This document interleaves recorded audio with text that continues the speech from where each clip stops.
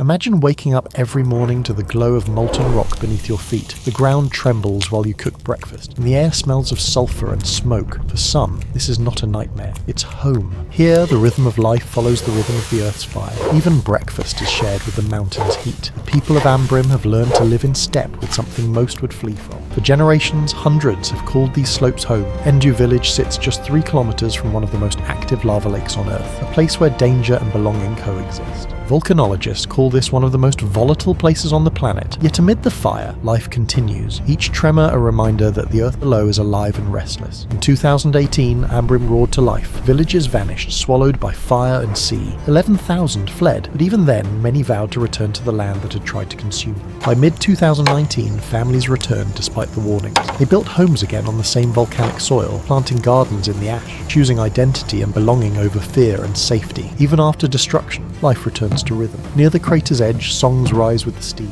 honouring ancestors who lived and stayed through centuries of fire. Monitors record constant movement, 20 to 30 small quakes each day, gases thick enough to choke the air. Yet beneath the danger, science and spirit both seek to understand the volcano's pulse. Children play where the ground breathes, gardens grow where ash once buried homes. In Ambrim, danger and fertility live side by side, every tremor a reminder of life's fragile balance. The elders remind their people, the mountain provides, but it also tests. They speak of signs in the land, birds, steam, the tremor beneath their feet, as messages from their living ancestor, the volcano. Government maps mark these areas as uninhabitable, yet the lines of danger drawn on paper cannot contain the pull of ancestral land. Where maps end, memory begins. Local chiefs say their ancestors taught them to read the mountain's moods. The silence before change, the flight of birds, the hiss of new vents, these signs are their living science. Monitoring is difficult here. Equipment corrodes in weeks, and storms cut power often. For long stretches, the volcano speaks, and no one is listening to record its words. For months after the eruptions, silence covered Ambrim. The villages stood empty, only wind, ash and memory remained, echoing the lives once rooted in this soil. When the government declared the island unsafe, many still found their way back. They crossed the sea not to chase safety, but to return to the heartbeat of their home. When the mountain speaks, everyone listens. Flames rise into the night like a warning and a promise, a reminder that their ancestor is awake once more. Here, even in school, the lessons are written in ash. Children learn not only math and words, but how to read the Earth's breath and live within its rhythm. Volcanic ash feeds the soil with life. From the same ground that burns, they harvest abundance, proof that destruction and creation are part of the same breath. Health surveys show lungs strained by sulfur air, yet hearts strong with purpose. Even the sick speak softly of gratitude, saying, "The mountain feeds us. We breathe its spirit." Officials insist the risk is too great, that no one should live near the crater again, but their policies, drawn in safety, clash with lives drawn in ash and memory. For the children of Ambrim, danger feels distant, just part of the sky. Between smoke and sea, they play,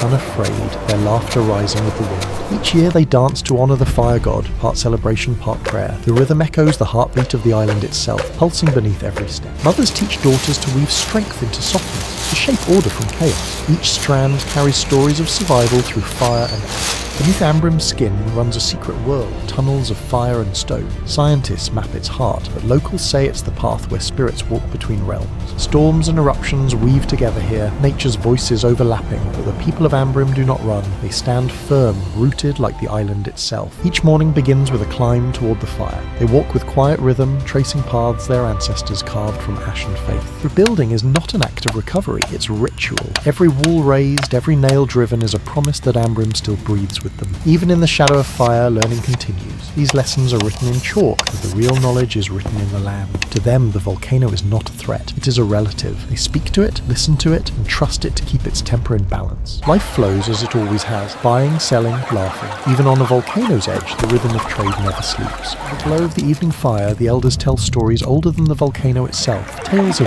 balance, warning, and respect. Their words carry the weight of centuries, whispered into the trembling air. Science and tradition meet over the same table, data lines beside ancestral paths. Together they search for signs in both the earth and memory, trying to predict what no one can truly control. Every morning begins with the same question: will the mountain rest today? Yet she stands at the edge, listening to its heartbeat, trusting the land that has never stopped breathing beneath her feet. Every tremor recorded, every wisp of gas measured, yet numbers can't capture the spirit of the mountain. The instruments speak in data, the people speak in faith, both listen for the same warning. Knowledge passes quietly from one generation to the next, not through textbooks, but through touch, through earth, Through stories drawn in ash, the child learns the shape of survival before learning to write. From the ashes of destruction, a new life takes its first breath. Each tiny seed pressed into the warm earth carries a promise that even after the fire, the island remembers how to grow again. Hands guided by memory rebuild what time and fire have undone. Stone by stone, they restore the walls that once protected their ancestors. Each rock placed like a heartbeat returned to the island. When thunder shakes the mountain and lightning splits the sky, they do not flee. They stand beneath the storm's fury, knowing it speaks the same language as the fire that breathes below their feet. As the rain fades, music rises, drums echo through the steaming earth, and laughter spills into sunlight. They do not celebrate survival alone. They celebrate the longing, woven into the rhythm of their land. From the black sand of Ambrim, green shoots push toward the sun. Every leaf is a declaration that life endures, that even fire in its fierce destruction leaves behind the soil for rebirth. Even as the mountain breathes fire, the ocean still offers its gifts. Their hands mend the torn nets patiently, believing that life, like the tide, always returns, no matter how many times it breaks. At night, the mountain listens. Drums echo through the smoke, each beat a call to the ancestors. The rhythm binds the living and the lost, reminding them that their fire has never gone out. Science meets sovereignty beneath a thin sheet of canvas. Data speaks in warnings, tradition replies in patience. Between them lies the fate of a people who choose to listen not to fear, but to the earth itself. They live between danger and peace, between shadow and flame. In the quiet of evening, the fire becomes background music to their lives, a reminder, not of fear, but of where they belong. From above, the island breathes, steam, smoke, and life intertwined. The volcano is both destroyer and guardian, shaping the rhythm of every day for those who dare to call its shadow home. Each step is a quiet act of defiance. He carries more than water. He carries the weight of generations who refuse to leave. Even in danger, the rhythm of daily life continues without hesitation. Their hands weave strength into the fabric of every day. Through pattern and patience, they remake what the volcano takes. Creation becomes resilience, a quiet defiance spoken through the rhythm of thread and breath. Modern eyes meet ancient wisdom beneath the same blue light. Satellites watch from the sky, but understanding still rises from the ground, from stories, instincts, and the memory of what the mountain once said before it spoke in fire. Rain and ash mix into rivers of renewal. Every drop carries the memory of fire, cooling the scars it left behind. The island cleanses itself, as if the sky and the earth were learning to breathe together again. As the sun returns, the island exhales. Smoke softens into mist, and life stirs once more on the slopes of fire. Here, survival isn't resistance. It's devotion to the land that never stops creating.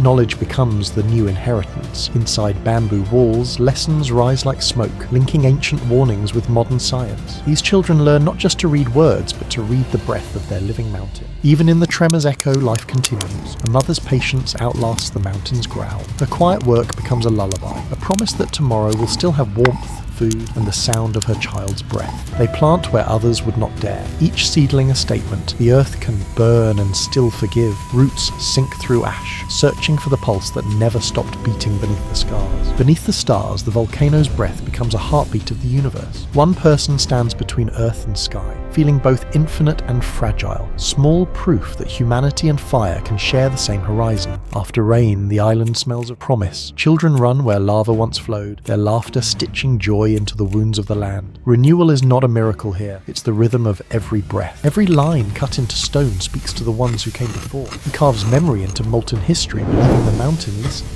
In the hiss of steam, the past whispers back its blessing. Small hands rebuild what the earth breaks. They patch, repair, and carry on, tiny acts of defiance that say, we belong here. Even the simplest gesture becomes a promise to stay. They dance not to forget the danger, but to greet it. Each movement mirrors the mountain's pulse. Fire answers fire, and fear becomes something sacred. Something shared and alive beneath the same sky. In the static between warnings and silence, they listen. A voice from far away speaks of danger. The hum of home feels louder. The signal fades, yet the choice remains the same. When morning rises, the fire seems almost kind. Steam drifts like prayer smoke, and for one quiet moment, danger feels distant. The people of Ambrim greet another day, alive, awake, and unbroken. Science meets spirit on the volcano's rim. Every measurement tries to decode the mountain's language, but no number can capture its heartbeat. Still, they keep listening, hoping data will translate the silence into warning. Belief begins in small hands. A child holds more than a symbol. It's a story carved from ash and faith.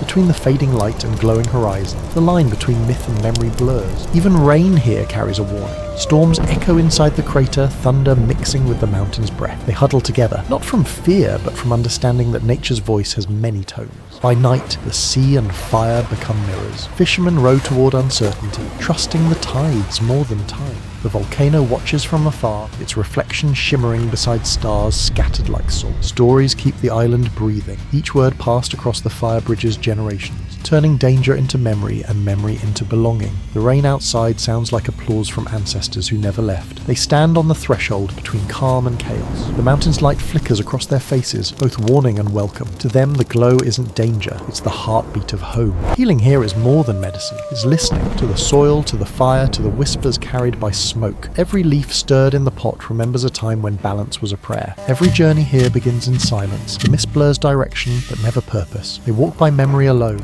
guided not by sight, but by the mountain's rhythm beating beneath their feet. When the earth changes, they notice cracks, colours, the scent of new steam. Each sign is a sentence in the volcano's language. They read it fluently, translating danger into understanding. From above, Ambrim seems peaceful, a cradle of smoke and sea. But every calm breath hides fire beneath. This is home to those who have learned that beauty and danger often share the same horizon. Even the night carries the mountain's breath. Ash drifts like memory, settling on roofs, on skin, on dreams. Sleep here is never silent. It hums with the slow heartbeat of the earth. Between paper maps and sacred land, they debate the meaning of safety. Each voice carries centuries of memory and caution. The question isn't just who decides, but who belongs enough to understand. In play, they rewrite the story of their home. Lines drawn in ash become rivers of imagination, proof that even in danger, childhood still finds a way to dance on the edge of fire. Silence is heavy where laughter once lived. The land remembers every step, every loss. Yet one figure walks through the ashes, collecting what can't be burned. Stories that still refuse to disappear. They eat, they laugh, they live. Simple acts turned sacred by their setting. Each shared meal is an offering to the land that feeds and threatens them in equal measure. This is resilience made visible. Faith burns gently here, neither denying the fire nor fearing it. In the glow of morning prayer, they find peace not in escape, but in surrender to the living breath of the island itself. Science and tradition stand shoulder to shoulder. Data meets devotion at the crater's edge,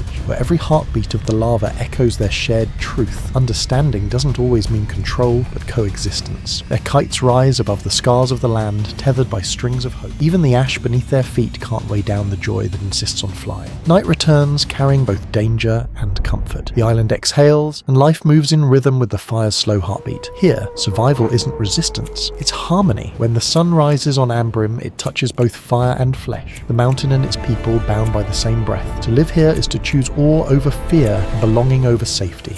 In the first light of dawn, beside the sacred Ganges, a man lifts a bowl of his father's ashes to his lips. What seems unthinkable to outsiders is, for him, the final step of devotion, an act that transforms death into holiness. Varanasi, Hinduism's holiest city. For over 3,000 years, families have brought their dead here, to the burning ghats, believing that dying in this sacred place brings freedom from rebirth. The eldest son lights the pyre, walking counterclockwise as ancient mantras are whispered. Fire becomes a bridge between worlds, transforming the body into smoke and memory. When the fire cools, the living return to what remains. Each fragment of bone, each grain of ash, handled with care, collected as if gathering pieces of the soul itself. On the third day, the ashes return to the river, where life and death meet. The Ganges carries prayers downstream, dissolving grief into something eternal. In rare traditions, a small amount of ash is mixed with Ganges water and consumed. The act is quiet, intimate, a final merging between parent and child, between body and spirit. Ancient manuscripts whisper of forgotten customs, acts of devotion preserved in fragile leaf and ink. Their words bridge centuries, guiding the living through rituals of release. Modern researchers trace these rituals through fragments of memory and text. Each discovery reveals not superstition,